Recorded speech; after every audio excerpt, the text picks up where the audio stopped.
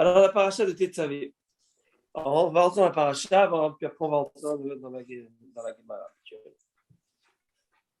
paracha de Tetzavé, c'est une paracha qui est intéressante parce qu'elle parle. Attendez, je vais mettre le. Elle parle de toute la. Non, c'est que je ne peux pas avoir le. Bon, très bizarre. Elle parle de toute la. Les habits du Kohen Gadol.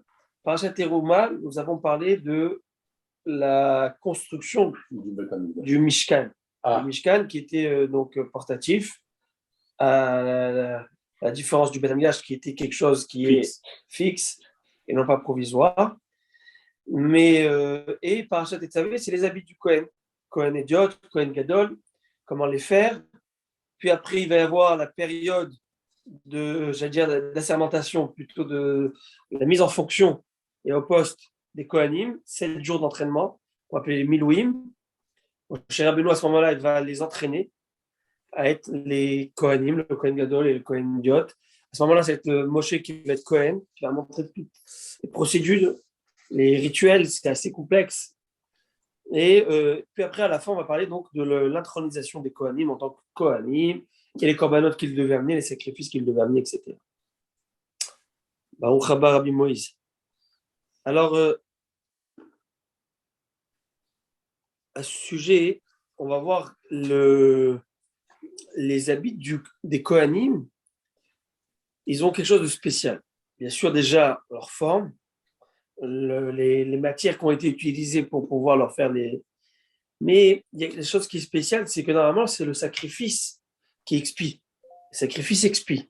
On a des sacrifices expiatoires. Si quelqu'un leur a fait une faute par inadvertance, etc., il y a même des fautes expiatoires. Mais on verra que même les habits du Kohen ont cette capacité de pardonner et d'expier des fautes. Et on va voir, on va en parler B'neder Bezrat Hashem Shabbat, mais déjà on va voir que par exemple le chapeau, je vais vous montrer les photos dans un instant, le chapeau qui était à la hauteur, qui est au-dessus de la tête, c'est pour être méchaper sur la gava, pour être méchaper sur cette faute qui s'appelle l'orgueil. L'orgueil, on va voir que l'arrogance, ça va être le tzitz, c'est l'effronterie. Le tzitz, c'est le bijou que le Kohen va mettre sur son front. Cette effronterie, cette chutzpah que l'homme peut avoir vis-à-vis de son créateur, en fautant, parfois vis-à-vis de ses amis, de ses pairs. Il se prend pour la cuisse de Jupiter, il se permet de parler comme il veut, quand il veut. Alors tout ça, ce sont des choses qu'il faut pardonner. Parce que la société a besoin d'être elle ne peut pas rester dans cette perversion. Alors, on s'arrange, on fait notre travail, mais parfois il y a des erreurs qui sont faites. Et ces erreurs doivent être réparées, expiées par toute cette conscience. De quoi? De la Keuna. La Keuna, c'est le sacerdoce. Le sacerdoce, les Kohanim vont faire les corbanotes, nous, on va amener les corbanotes. Tout ça, ça nous donne cette conscience de dire que on peut faillir, on peut faire des erreurs. Ça nous remet en question. D'accord? Parce que c'est pas un sketch, tout ça. Ça, c'est des réels, c'est la réalité qui est là. Donc, cette réalité des sacrifices pour Akadosh Baruch Hu, la présence divine est là. Dieu a demandé de s'habiller de cette manière. Pourquoi? À chaque chose, il y a des raisons exceptionnelles. On va voir que dans chaque habit, il y a une raison. Par exemple, le pantalon, ça va être tout ce qui va être en rapport aux relations interdites. Parce que c'est ce qui cache la nudité. La ceinture, c'est tout ce qui va être les mauvaises pensées du cœur, au niveau de la ceinture. C'est par le cœur avec tout ce qui est mauvaise pensée. Le tablier, ça va être le meurtre. Comme le tablier, la kétonette passim qu'ils ont pris de Yosef, qu'ils avaient trempé dans le sang en disant, voilà, il est mort ton fils, il a été déchiqueté, tué. Et bien, ce Meïl, et le Kohen, normal, a 4 habits. Chapeau, tunique, pantalon et ceinture. La ceinture, selon le Talmud de Jérusalem, elle faisait 32 amot, 16 mètres. C'est intéressant, la 32, c'est la gematria de lève, le cœur. Donc, ce qui entoure le cœur, oui, Josnati. Le pectoral. Là, c'est pas le Kohen. Ça, on y arrive. Là, je parle du Kohen qui n'est pas Kohen Gadol, le Kohen lambda. On l'appelle Kohen idiot, Kohen simple. Okay. Et puis après, le Kohen Gadol, là, il va y avoir 8 Mais il n'est pas idiot. Non, idiot, ça veut dire simple, enfin simple, c'est une manière de dire. C'est-à-dire qu'il n'est pas à faire la différence avec le Kohen Gadol, le grand Kohen. Alors, je vais vous montrer le Kohen Gadol, ses habits sont magnifiques. Il y en a quatre, autres. On appelle ces habits. Oui, le Kohen Gadol, c'en est un. Le Kohen Gadol, le seul Kohen Gadol. Des Kodesh, non? Et c'est le patron des lieux. J'allais dire que c'est le patron des lieux, bien sûr, c'est le bon Dieu. Mais c'est qui le boss, qui est le Kohen Gadol?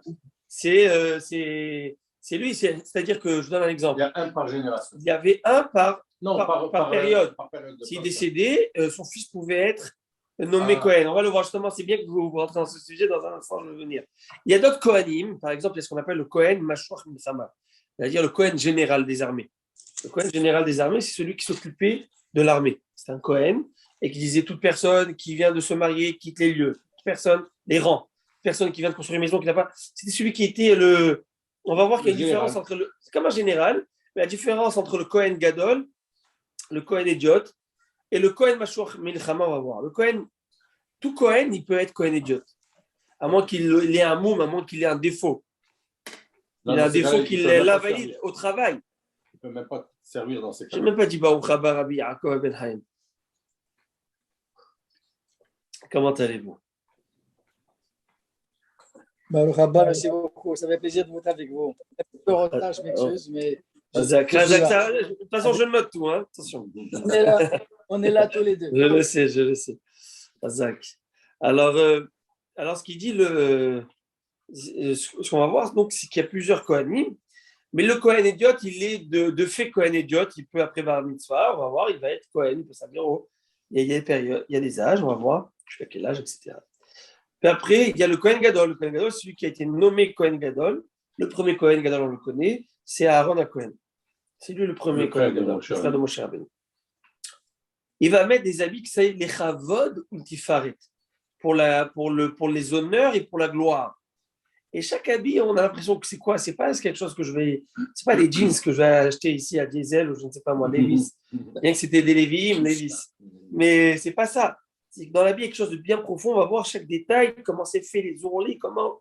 Et ça représente beaucoup de choses qui sont à la hauteur de notre étude et parfois qui nous dépassent. Shabbat, on va aussi développer quelques petites choses à ce sujet. Un rigouche que j'ai eu aujourd'hui. Mais regardez le Kohen. Le Kohen, il a quelque chose de plus. Je ne sais pas si vous voyez, messieurs. Je vais le montrer aussi. Ça, c'est le Kohen simple. Donc, chapeau, tunique, ceinture et le pantalon, la culotte, enfin, pantalon qui est en dessous. Le Kohen Gadol, lui, c'est différent. Il va avoir donc ce tablier-là, qui n'est pas, l'ouverture n'est pas de l'autre côté, mais au contraire de devant. Habituellement, les tabliers sont l'ouverture est derrière, n'est-ce pas? Là, c'est devant. Il va y avoir ce manteau, le Me'il, bleu azur, ce bleu-là.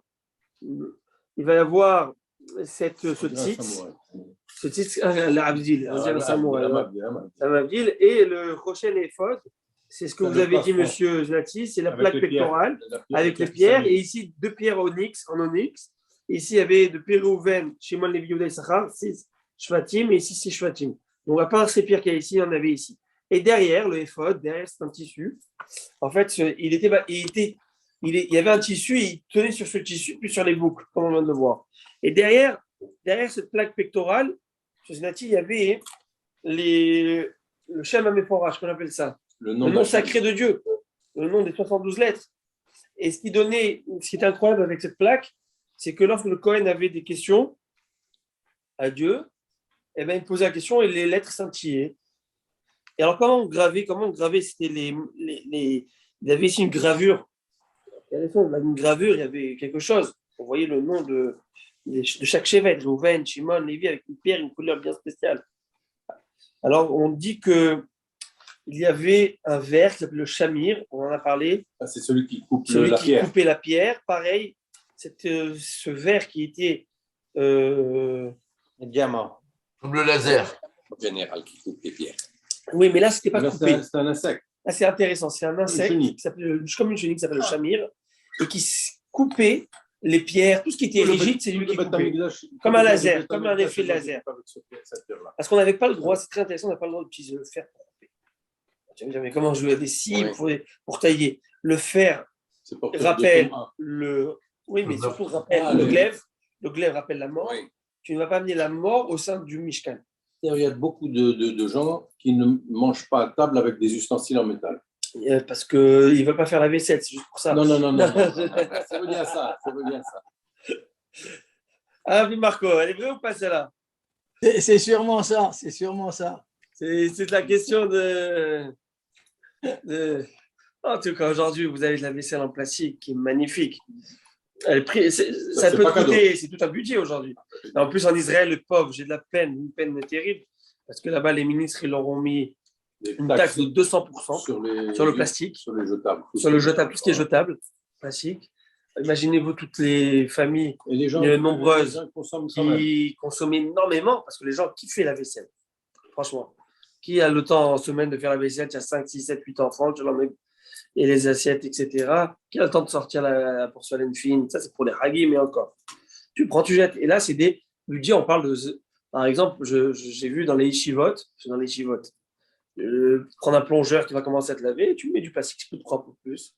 C'est plus c'est des, par exemple, les yeshivot, c'est un budget de plus, 1 500 000. Oh. Parce que quand il y a 1000, 2000 élèves, 3000 élèves, vous imaginez combien c'est l'unité.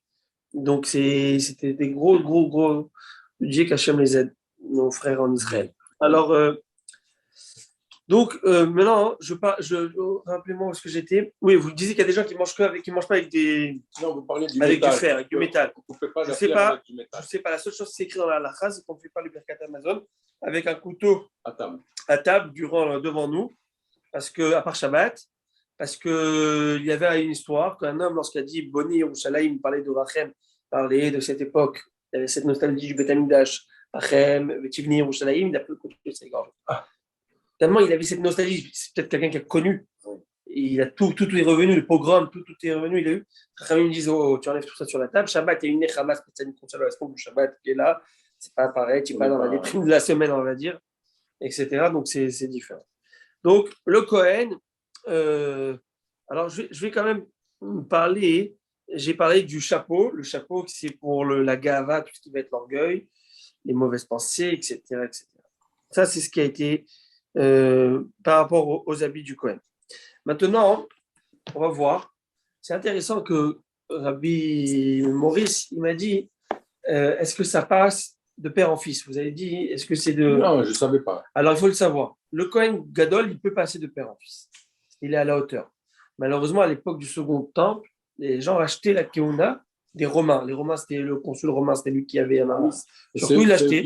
Sauf qu'il savait très bien qu'il se mettait, juste pour avoir la gloire et l'honneur et la recherche de cette vanité-là, de tout ça, va faire que chaque année, il mourait. Il rentrait dans le Kodesh HaKodashim, dans le Saint des Saints, celui qui rentre dans le Saint des Saints avec une mauvaise pensée, il meurt. Le Kohen devait rentrer avec une chaîne, et des cloches. Et Au bout, il faut savoir qu'au bout de cette tunique bleue dont on a parlé, il y avait des cloches et des grenades. C'est comme des boutons de grenade. Vous savez, les boutons avant qu'ils s'ouvrent de grenade, des petits boutons de grenade, c'était une cloche. 36, 18, c'est Marloquette, il y avait 72, en tout cas, où il y avait 36. Mais en tout cas. Et donc, lorsqu'il marchait, on l'entendait, on savait que le Kohen était là. Et il fallait que le Kohen, c'est avec ça on entendait, on savait si le Kohen était encore en vie. Est-ce que le Kohen était encore vivant? Et si on n'entendait plus rien, on le tirait avec une chaîne en or. Il sortait, et là, voilà. Maintenant. Donc, moi, je pensais que c'était jamais arrivé. Donc, il y a eu des Kohanim qui sont morts. Oui, il y a eu des dizaines qui sont morts. Une question. Oui. Mais alors, quand le Kohen sortait mort, est-ce que les autres Kohanim étaient souillés? C'est une bonne question que vous posez. On le tirait avec une chaîne d'abord. Pardon? On le tirait avec une chaîne. Oui. En or. En or. Et est-ce qu'ils étaient souillés? Ceux qui touchaient cela, ceux qui touchaient, ceux qui... C'est un mort, c'est normal. Il n'y a pas le choix, ils sont souillés. Par contre, il y avait toujours un Kohen Gadol par intérim. Toujours, il y avait un Kohen Gadol d'intérim. Le remplaçant. Exactement. Et ça, on le faisait Kippour, pas que pour ça, On faisait pour autre chose. Si Kippour, le Kohen Gadol avait une pollution nocturne. Il ne pouvait pas faire la... S'il a une pollution nocturne, il a du sperme qui sort. Qu'est-ce qu'il fait? Il ne peut pas faire la... Il ne peut pas servir. Qu'est-ce qui fait que le Kohen pouvait mourir dans le Kodesh HaKodashim? C'était quoi ces erreurs? C'était quoi les Mauvaise pensée. à sa pensée? Des pensées qui ne sont pas. Qui sont étrangères au service. Étrangères au service, l'athéisme, quoi que ce soit, qui n'est pas à 100% Conforme à la. Là, tu rentres, j'allais dire, dans l'antre. Tu rentres dans le Kodesh à Kodashim. On rentre une fois dans l'année. Hein. Une fois dans l'année, on rentre dedans. C'est l'endroit le plus kadosh. Et c'est intéressant que le Kohen. Alors, il y a plusieurs idées qui me viennent. Je vais terminer avec celle-là, après je reviens là, ok? L'histoire du Kohen, c'est ce que ça passe de père en fils. Alors, on voit que le roi d'Israël, ça peut passer de père en fils. David, Shlomo, etc. On voit que même dans le rabbinat, ça peut se passer de père en fils. Oui. Etc. Après, ça dépend si les enfants ils ont pris ils ont suivi le chemin ou pas, ou ils ont pu chacun ça. C'est vrai que dans la Torah, c'est un peu différent, parce que dans la Torah, on voit que c'est pas du tout donné. Au contraire, tu peux avoir de grosses sommités et qui n'ont pas toujours eu des enfants qui sont toujours un héritage. Et très souvent, ils ont été, j'allais dire, cachés par le. Et quand tu vois une famille, parlons du verre, quand tu vois le Rav Ovadia Yosef, il a eu ce mérite d'avoir des enfants qui sont suivis leur chemin. Le Rav David Yosef, le Rav Yitzhak Yosef, le Rav Abraham Yosef, le Rav, chacun dans son. Voilà, le Rav Yitzhak Yosef, c'est le Rav Shalom. Maintenant, hein, il y a, par exemple, le pauvre Moshe Rabbeinu. Moshe Rabbeinu, il a des enfants qui sont partis un peu en cacahuète. Ouais, à Vodazara et tout. Bon, maintenant, qu'est-ce qu'on voit? On voit que le Cohen, ça passe, il y a une passation. S'il est raoul, s'il est apte, ça passe. Maintenant, le Cohen Mashuach Milchama, le Cohen qui régit la guerre, celui qui s'occupe qui a été loin pour la guerre. Est-ce que ça passe de père en fils? Et non, on voit que dans le passage que non. Ça, c'est réservé. Voilà, c'est réservé, on va le faire, on va chaque fois nommer, etc. Et le Rav Avraham Yitzhak Kouk pose une question, il dit une belle question, je pense que c'est vraiment d'actualité en rapport à la géopolitique d'aujourd'hui. Il dit, vous savez pourquoi cette différence? Il dit parce que la guerre, c'est pas quelque chose qui est souhaitable. Ce n'est pas un état de fait qu'on veut continuer. Alors, s'il y a la guerre, on n'a pas le choix. On n'a pas le choix de se battre et de gagner les guerres, on veut gagner les guerres. Mais l'État d'Israël a toujours été un état de défense, jamais d'attaque. On n'est pas là pour attaquer. On n'est pas là pour faire la guerre. On n'est pas là pour essayer de... Non, c'est pas quelque chose. Donc on se souhaite de ne pas avoir un Kohen Mashuach Milchama qui s'occupe de la guerre parce qu'on fait ne pas avoir de guerre. Alors s'il faut, on va nommer. Mais c'est pas comme un Kohen Gadol, on souhaite toujours qu'il y ait de pérenniser le service, de pérenniser l'étude de la Torah, mais pérenniser la guerre, non. Il arrivera un moment où on va voir messieurs, je suis désolé si je parle fort, je ne m'entends pas très bien, je m'occupe. Alors, je vais essayer de. J'entends plus ici et là. Alors, ce chiot, c'était une mission de Nefesh. Alors, qu'est-ce qui se passe?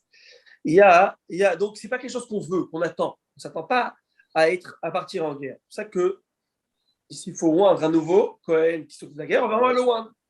Il y a une marade dans Maseret Shabbat qui dit est-ce que l'homme peut sortir avec son armure, ses armes de guerre? Alors, selon Rabbi Léa, il dit c'est comme son habit, c'est comme un ornement. C'est un bel ornement à l'époque. Il peut sortir, c'est comme un habit. Tu sors avec ton pantalon, tu sors avec tes gants, tu sors avec tes. Rabbi me dit non, on n'a pas le droit de sortir avec ça.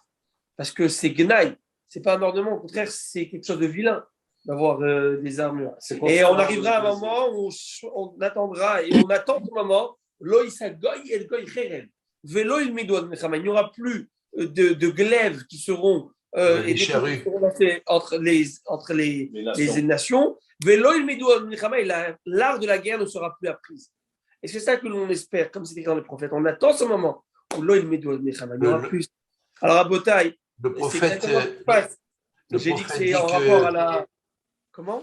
Le prophète dit que les armes seront transformées en outils de labourage et en socle. Exactement. C'est ça le nucléaire civil et le nucléaire atomique. Un jour, le nucléaire sera civil. Il y en a qui veulent dire qu'il est civil, mais en fait, ils veulent le rendre. Non. Alors, mais c'est ce qui se passe. Regardez dans le monde, je ne sais pas si vous avez vu un peu les infos. avec l'Ukraine, Ah, la bah Russie. oui. Là, ça commence un peu à chauffe, chauffer tout ça. Là, Ça chauffe, là les c'est. ventes, J'ai dit les carottes sont cuites. Ça commence mais notre souhait à nous, c'est de ne jamais, ne jamais rentrer en guerre. On ne veut pas de ça. Et les seules guerres qu'il y a, c'est les guerres que la Torah a demandées, les guerres d'attaque contre Amalek. Le Hamot Hashem. C'est celui qui est l'ennemi d'Israël. l'ennemi d'Israël, l'ennemi de Dieu et l'ennemi de L'ennemi tout ce qui va juré. être civil, tout ce qui va être humain, tout ce qui va être moral dans le monde. Toute la moralité. Alors, tout ce qui est la perversion, il faut détruire ça. Aujourd'hui, ce sont des idéologies qui sont véhiculées par des gens. Si vous savez ce que j'ai vu aujourd'hui. Est-ce que ce que vous avez dit maintenant, celui qui est l'ennemi d'Israël est l'ennemi de Dieu, est-ce que c'est valable encore aujourd'hui? Oui, Donc, l'Iran est l'ennemi de Dieu. 1000%. Ah, ok. 1000%. Akadosh Baruch Hu va le dire, et le dit dans un pasouk. C'est un pasouk. Ouais, Azéché Moshe. Kuma Israël. Ah oui, ça c'est. Kuma Hashem. Ve'yafutsu ovecha misanecha mipanecha. On disait, lève-toi Hashem et détruis tous ceux qui te haïssent et qui te détestent. En parlant des ennemis d'Israël. L'ennemi de Dieu, c'est l'ennemi de Ben Israël. Il déteste Israël. Détester Israël, c'est détester la notion de Dieu sur le monde.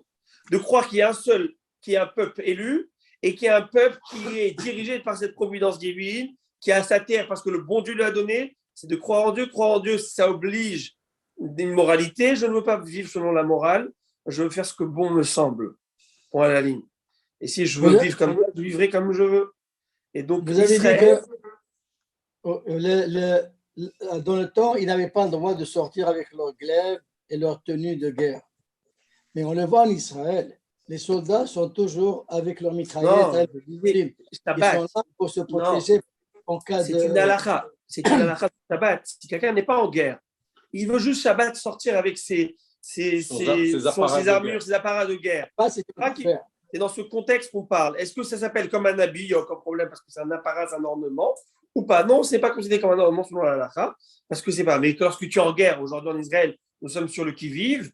Il n'a pas le choix que d'être avec son armure et qu'Akadosh Baruch Hu les bénisse et les protège. Amen. Ces soldats qui font un travail exceptionnel. Amen. Mamash. Je crois que c'est le Rav Yosef qui disait lorsque tu vois un hayal, demande-lui une bracha. Parce qu'il fait une mitzvah qui est incroyable. Maintenant, un autre point, si vous permettez, de la paracha. Et puis après, on va reprendre la Gemara, ne vous inquiétez pas, ok? Alors, un autre point que je me souviens que le rabbin Ohana en avait parlé. Avant, Ohana en avait parlé, mais là, je vais encore mettre le point sur les i parce que c'est vraiment la paracha de cette semaine. À la fin de la paracha, on retrouve la mitzvah de la Ketoret. Vous savez ce que c'est la Ketoret? C'est l'encens. Brûler l'encens dans le Echal. Alors, c'est important qu'on comprenne, qu'on voie c'est quoi quand je dis le Echal, le Kodesh, HaKodashim, savoir c'est quoi exactement, comment c'était ce Mishkan. Le Mishkan qui est portatif, qui était mobile, à la différence du Beth Amikdash, mais la seule chose, c'est qu'il y a quelque chose de plus dans le Mishkan qu'il n'y a pas dans le Beth Amikdash. Vous savez c'est quoi? C'est que le Beth Amikdash a été détruit. Le Mishkan n'a pas été détruit. Le Mishkan, il est en med à Tshishitim Omdim. Parce qu'il dit qu'il faudra mettre des bois d'acacia qui tiennent debout. Ils disent ils tiennent debout leur Alméad, ils tiennent debout du Tam Éternel, mais ils sont cachés maintenant quelque part. Il est où le Mishkan? Comment? Il est où le Mishkan maintenant? Il ne sait pas, dans le désert. Il n'est pas, il est en Eretz caché. Quelque part. En Israël. Quelle différence il y a, avant que vous le passiez à l'autre thème, quelle différence il y a entre comment on appelle ça? Il y a deux il y a le Ephod et le Hoshen, c'est ça? Oui. C'est quoi la différence? Ben, le Hoshen, j'ai expliqué, c'est où. Je ne sais pas si vous étiez là quand j'ai expliqué ça. Regardez, je vous montre. C'est ça. Le Ephod, regardez bien, je vais vous montrer là en photo. C'est un tablier, une forme de tablier. Voilà, ça c'est le tablier, d'accord? Et ça. Il n'y avait pas les noms des tribus. Voilà, et voilà, non. Là, au-dessus des bretelles, il y avait des anneaux comme ça. Oui. Et avec des petites chaînes, il y avait ce Rochen, qu'on appelle le Rochen, et ça c'est le Ephod. Le Ephod tient le un plastron. Le Rochen à Ephod. Le Rochen du Ephod. Parce que ça, c'est le tablier. C'est le plastron. Qui est placé ici et là, il est tenu par les quatre extrémités. Et là, comme je vous ai dit, il y avait un tissu en arrière qui était plié sur lui-même. Et dedans, il y avait le parchemin où il y avait le nom sacré de Akadosh Baruch Hu, les 72 mètres. Et c'était alvéolé. Regardez, ils mettent ici la texture. C'est très bien fait. Hein. Oui, c'est si ils appellent ça piqué. Aujourd'hui, je ne sais pas comment on appelle ça. Lacoste. Hein? Lacoste. Ils ont compris. Et c'est comme celui-là, il a dit, il a mis un crocodile dans sa piscine. Il dit, c'est quoi? Il dit, c'est une piscine Lacoste. Alors ça, c'est le Rochen et le Ephod. Maintenant, pour passer à ce thème-là de Kétoret. La Kétoret, c'était un travail qui était spécialement fait par le Kohen. Mélanger différents. Il y avait 11 composants, ingrédients, et qu'on allait brûler, faire consumer ça sur des braises. Ces braises venaient du Misbéach qui était à l'extérieur du Mishkan. Alors, je vais vous montrer des photos, ça va vous donner une idée. Ça va être, c'est important de voir, de comprendre, parce qu'on donne des mots, on donne des noms, parfois on dit qu'est-ce qu'il dit celui-là. Alors, je vais quand même expliquer un petit peu comment c'était, d'accord? Alors ça, c'est le Hatzer. Celui qui voit, ça, c'est toute la cour extérieure. Alors, c'est très petit par rapport au Beth Amikdash. On n'est vraiment pas du tout dans les dimensions du Beth Amikdash. Hein. Okay. On est vraiment dans une dimension très... c'est minimal, c'est bien plus petit. Ça, c'est la cour extérieure.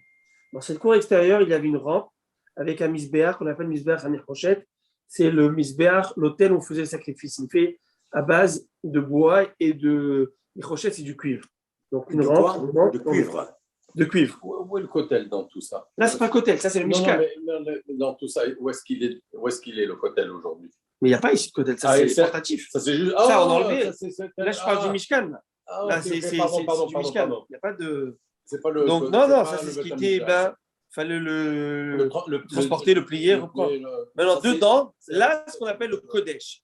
Ça, c'est le Kodesh. D'accord, vous voyez, ce sont des couleurs bien spéciaux avec des tentures bien spéciaux. Et dedans, il y a le Kodesh à Kodashim. Dedans, ici, Kodesh à Kodashim. Kodesh et Kodesh à Kodashim. Même dans le Mishkan. Le sacré du sacré.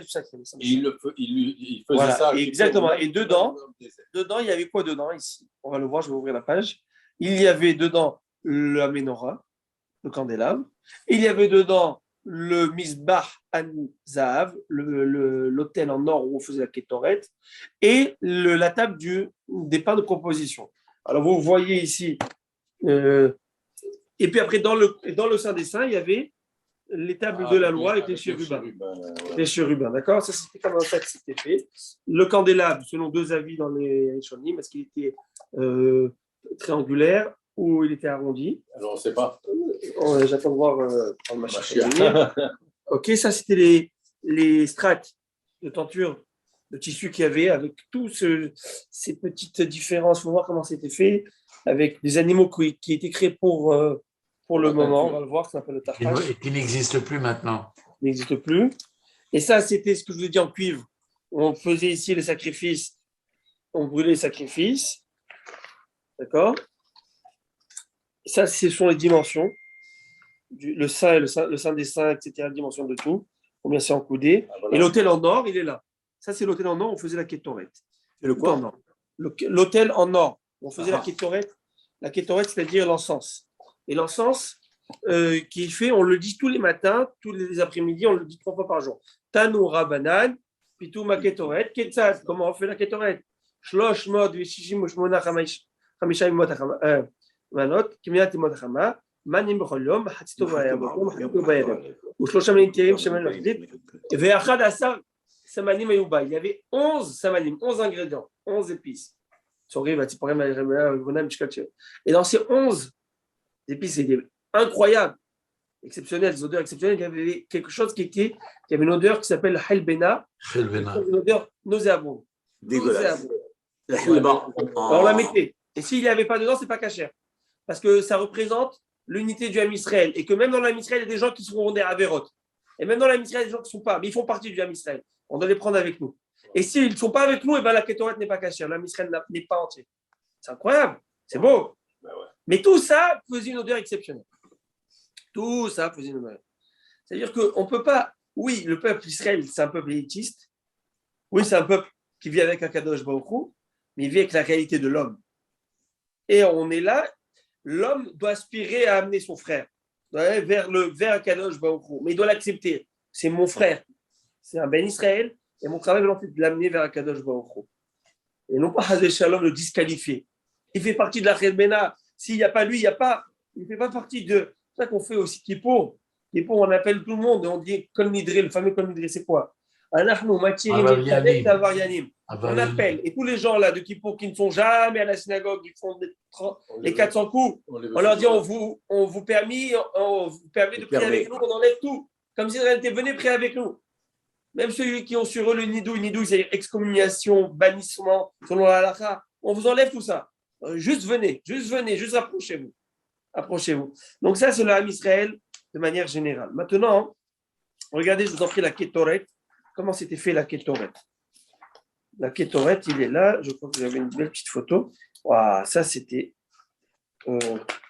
la Kétoret. Un instant. Ok, mais ça, c'est les tables de proposition. Ça, c'était celle qui était à côté de la Ménorah, comme je vous ai dit. Magnifique. Les Hamapanim. Ça, c'est pour les le pain, très dur à faire, c'est tout un art. Parce qu'il fallait faire avec ces petites cornes-là qui ne tombent pas. Et le miracle, c'est qu'ils étaient chauds du vendredi au prochain. On les mettait vendredi, ils restaient chauds le prochain vendredi, on les mangeait le prochain vendredi. Ils vont changer. T'imagines? Comme si que la baguette, elle sort du Il n'y a pas de congélateur là-bas à l'époque. Ils ont inventé le micro-ondes à l'époque. Ça veut dire que, en fait, je vais vous dire une chose, Rabotai. Si tu vis à l'époque du Mishkan, du Beth Amikdash, c'était tout c'est standard. ta Emouna, elle est presque inébranlable. Parce que pourquoi? Parce que tu vois des choses qui sont comme tu vois des choses qui sont aujourd'hui, tu ne vois pas. Les miracles. Ces miracles là comme ça où on voit qu'il y avait 10 miracles qui se faisaient en permanence dans le Beth Amikdash, où on n'a jamais vu une mouche dans l'endroit d'abattoir, d'abattage. Oui. Vous savez ce que c'est là-bas? Vous savez ce que c'est ça, à votre avis, vous avez déjà été dans un abattoir qui n'est pas bien conditionné, avec air conditionné, tout ce que vous voulez. Va voir ce que tu as là-bas. Il n'y avait rien. La kétorette, elle passait droit. Anna, la kétorette passait droit. C'est la fumée. La fumée.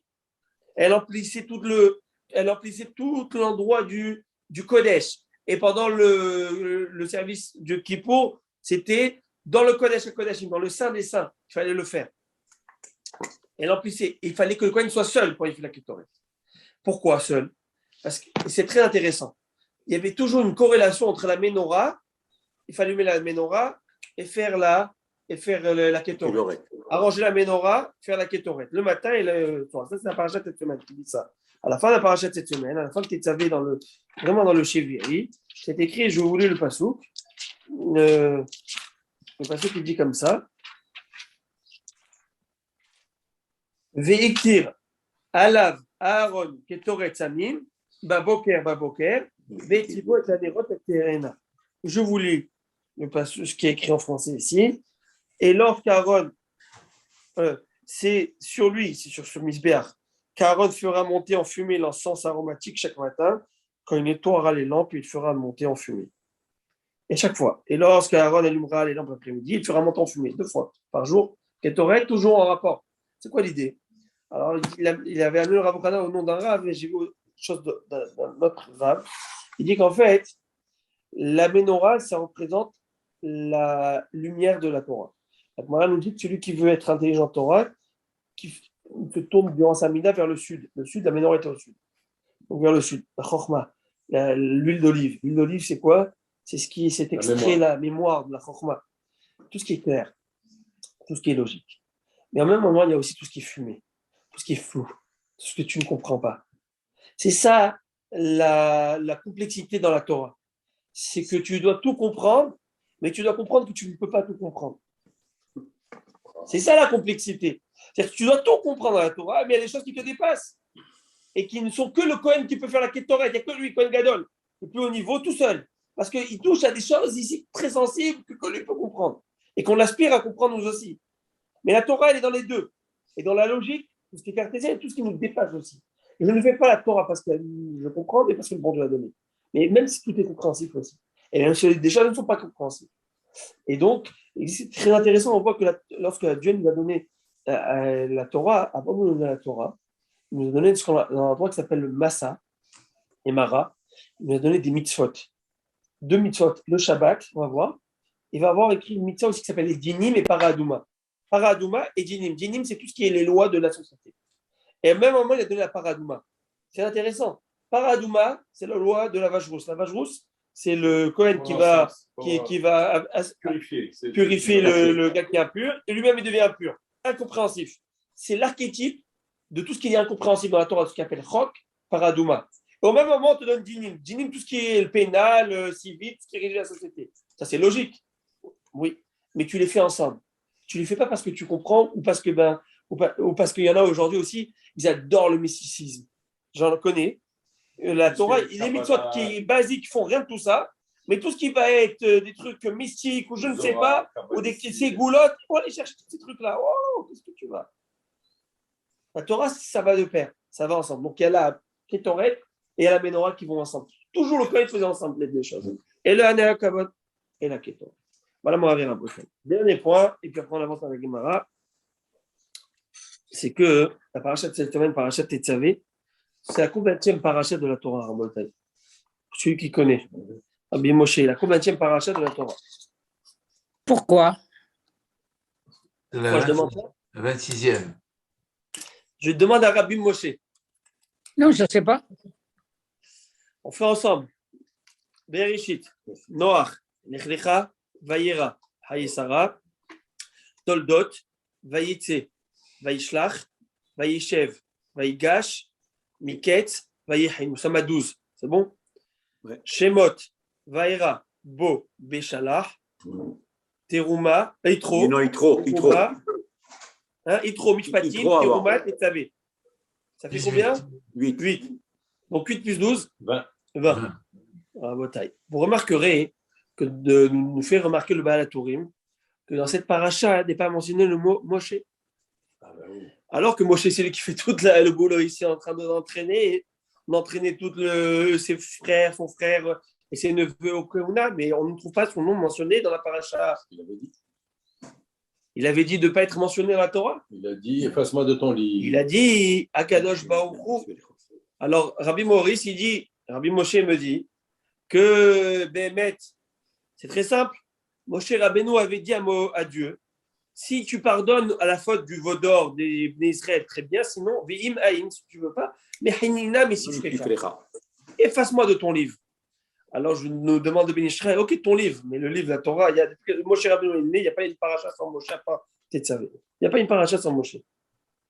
Pourquoi Moshe ici n'est pas? Alors il y a des allusions à Moshe, mais il n'y a pas écrit le.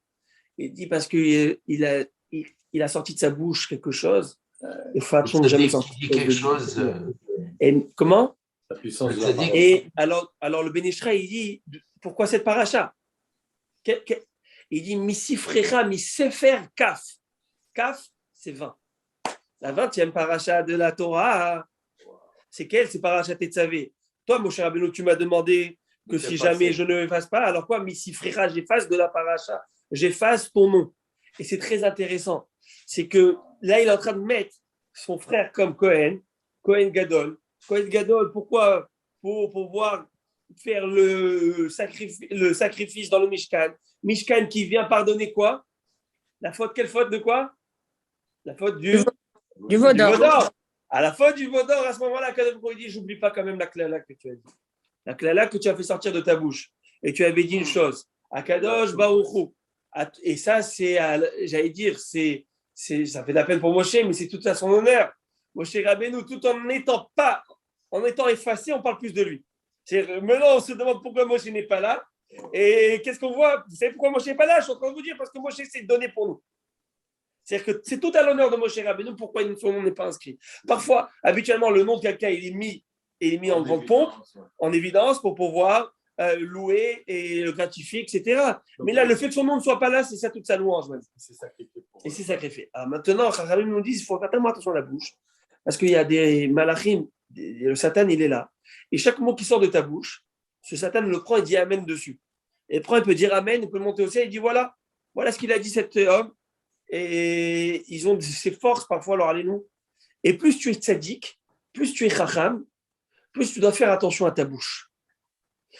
Le Rav Elchanan Wasserman, mon père disait que le Rav Elchanan Wasserman, mon maître disait que la bouche est comme le couteau. Vous avez déjà vu un couteau, je ne sais pas si vous connaissez un peu en cuisine, mais un bon couteau aiguisé, c'est un plaisir de faire la cuisine avec. Absolument. Sinon, et si c'est émoussé, s'il est complètement. C'est pas agréable. C'est pas agréable. C'est pas. Et qu'est-ce qui fait qu'un couteau, il est plus aiguisé, il est plus tranchant?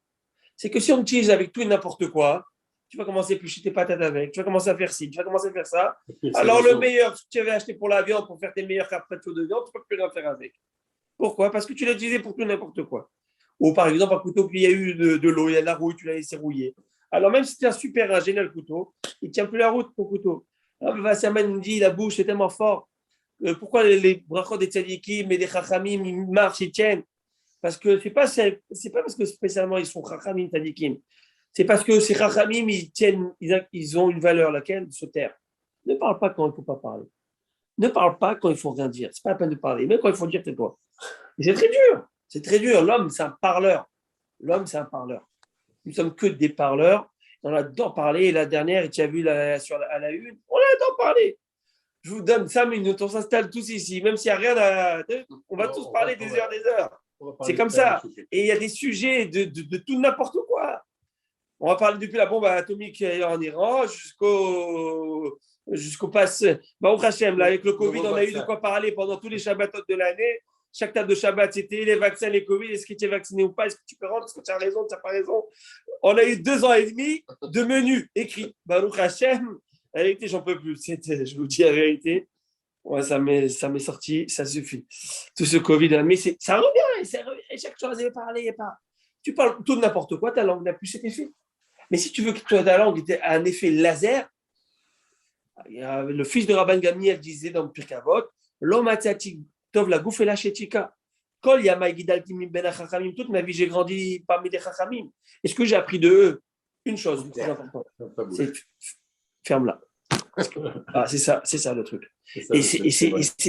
Et lorsqu'une personne se tait, Hachem me dit, lorsqu'il l'ouvre, oulala, quelque chose d'important qu'il est en train de dire. Je vais écouter. Je vais prendre en considération. Quelqu'un qui parle matin, midi, soir. De toute façon, dans ce qu'il dit, 90%, c'est des bêtises. Je ne sais plus, c'est dilué. J'arrive même plus à prendre, à savoir. Quand je dis c'est une blague, mais ça veut dire qu'il n'y a plus de. Halachiquement, c'est assourd de parler. Halachiquement, c'est assourd de parler. Je vais vous donner quelques histoires que mon père a les amenées. Une histoire de combien ça tension, combien.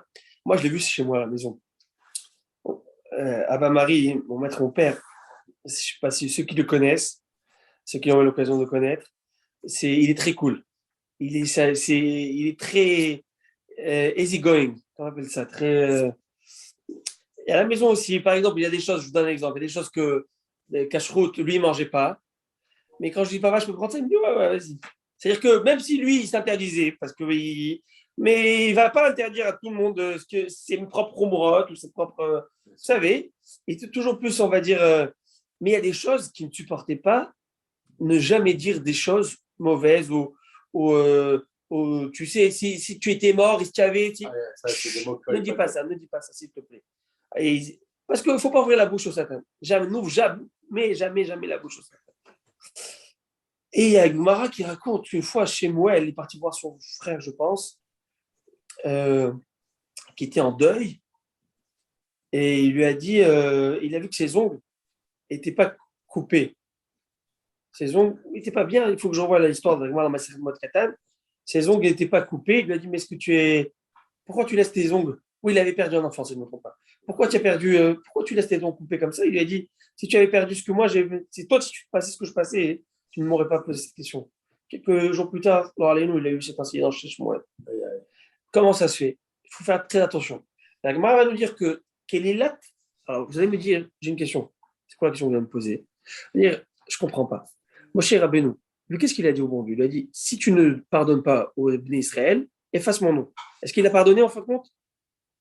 Est-ce qu'il a pardonné? Non, oui, il a pardonné. Ah, ben oui. Mais il a pardonné.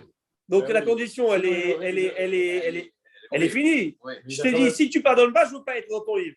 Si tu m'as pardonné, si tu as pardonné au peuple, c'est tout. Nul est non avenu. Tu m'enlèves cette condition. Mais le fait qu'il a prononcé, c'est ça. Vous voyez ce que je veux dire? Non, juste de l'avoir prononcé. Mais au niveau de son rang, au niveau de sa grandeur, Moshe Rabbeinu, quand il prononce cette parole, elle s'applique à lui. Mais pourtant Dieu a répondu Shalachni Kidbarer.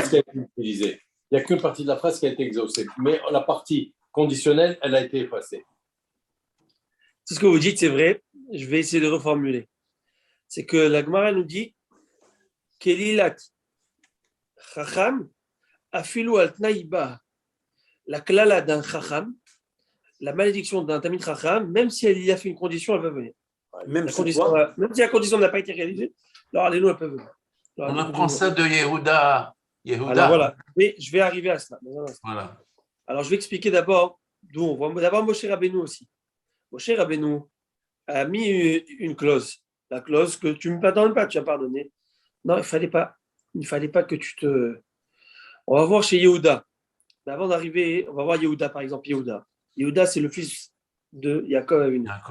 Yehuda va... Après qu'ils aient vendu Yosef est devenu roi d'Égypte. Ils sont descendus en Égypte acheter de la nourriture. Ils remontent, ils attrapent, ils gardent Shimon en captivité, le temps d'amener Binyamin. Ah oui, c'est ça. Le temps d'amener Binyamin. Et Yaakov, j'en vois pas Binyamin, ça va pas ou quoi? Déjà, Yosef, il est mort. Shimon, il me le garde. J'envoie Binyamin, on le met au placard, ça va pas ou quoi? Je veux pas. Et là, Yehuda va dire écoute, papa. Je suis responsable. Nochi et Revenu, mais a dit Tevakshim. Je m'en porte garant, et si je ne te rends pas, je ne t'amène pas, Benjamin, je serai fauteur devant toi tous les jours. C'est quoi tous les jours? Dans ce monde-ci, dans le monde futur. Je ne rentre pas dans le lama. En fin de compte, il lui a donné Benjamin, il l'a ramené. Il a ramené Benjamin? Oui, il a ramené Benjamin. Yehuda n'est pas rentré dans le lama. Parce qu'il a prononcé ça. Yehuda n'est pas rentré dans le lama, il fallait que l'aide exceptionnelle de Moshe Rabbeinu, Madame Masret Makot raconte, que lorsqu'ils ont porté les ossements, parce que vous savez, ils ont exhumé tous ces corps, les shvatim pour les enfants d'Israël, les ossements de Yehuda, le Gelot, Barono, il faisait que bouger. Bouger constamment. Et comme s'il n'a pas trouvé de repos. Voilà. Et il fallait que Moshe Rabbeinu prie, qu'il trouve le repos, qu'il monte de niveau, qu'il monte dans une sphère céleste. Et avec ça, il n'avait pas le mérite de rentrer dans le. Il est rentré dans ce qu'on appelle la yeshiva, Metifta Shel Ma'ala, dans la yeshiva de Dieu. Mais il comprenait rien, Yehuda, comme un teubé. Il a prié pour que toute sa chorma revienne.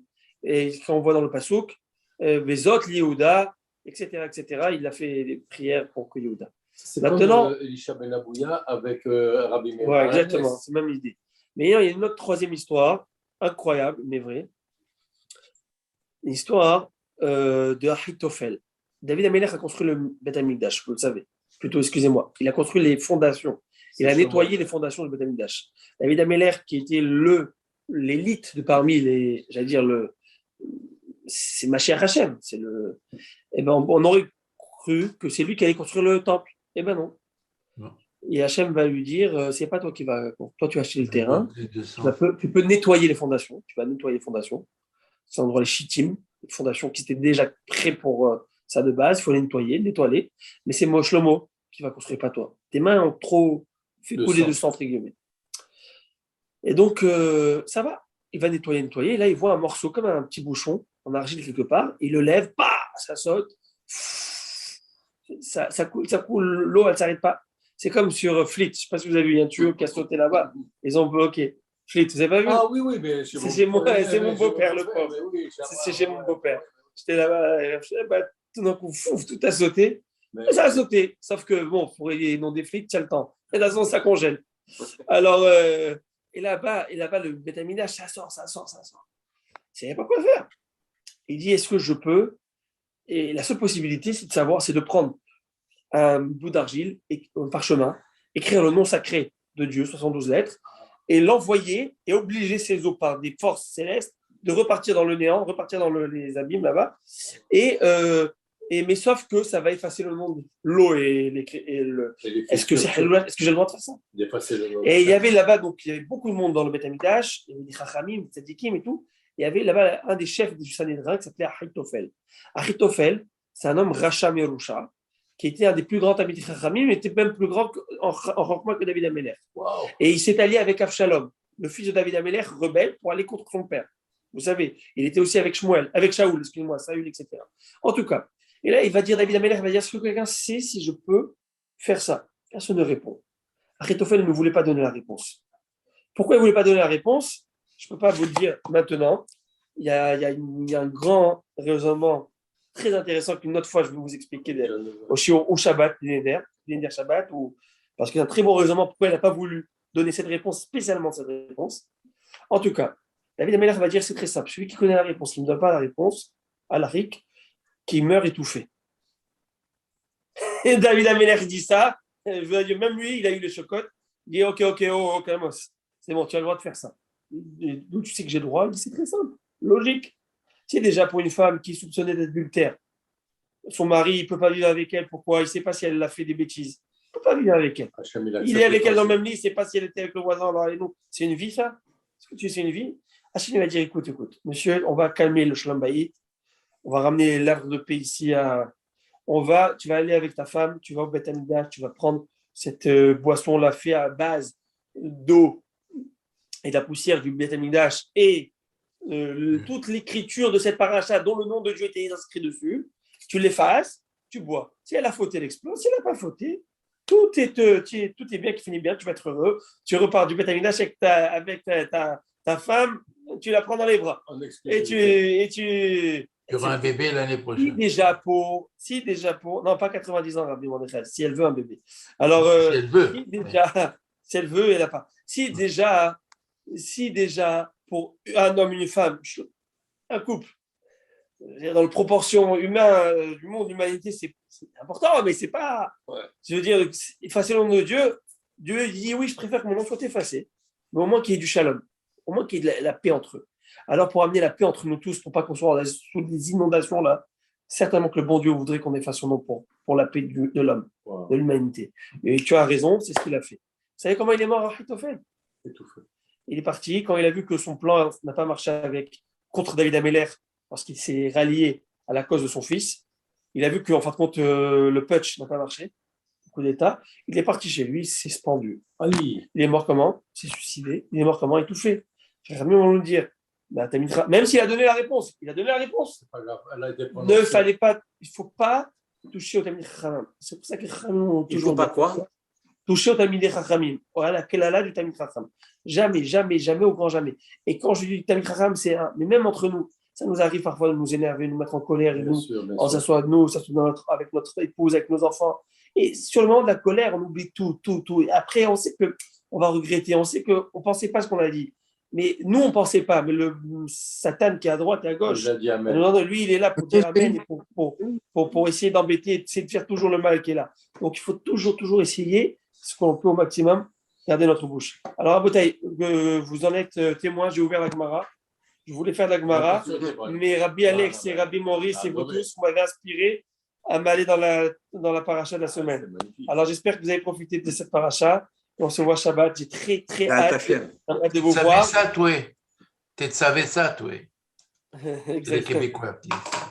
Alors, Shabbat, voilà, je ne sais pas si je pourrais. Je vous embrasse très fort. Je ne sais pas si avec ce masque, pas ce masque, mais en tout cas, voilà, je vous embrasse de tout cœur. Et à Tacharaba. Shabbat Shalom. Tu vas être avec nous, Shabbat. Vadaï. Je compte les minutes. Allez, comme tout. Bye bye. Comme tout, Rabbi.